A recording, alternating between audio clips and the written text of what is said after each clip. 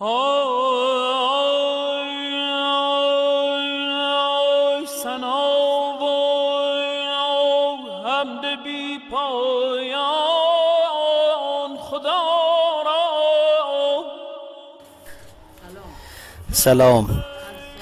हर साल बरसात और सर्दी की बारिश के बाद नहरें कीचड़ और मिट्टी से भर जाती हैं और फिर आने वाले बहार के मौसम में किसानों को उस कीचड़ बालू को साफ़ करना पड़ता है ताकि नहर के पानी में रवानी आ सके।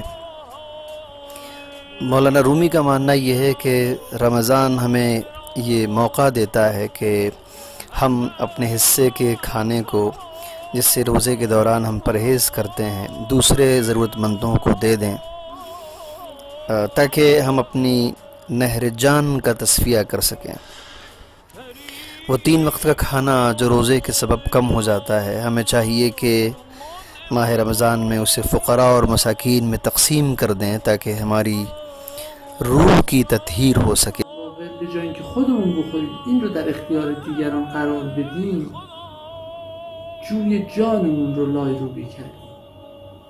هر سال نه جوها را می پاک کنند از گل تا آب روان گردد، تا کشت شود خضرا، بر جو کنان تو هم ایثار کنیم نان را تا آب حیات آید، تا زنده شود اجزا.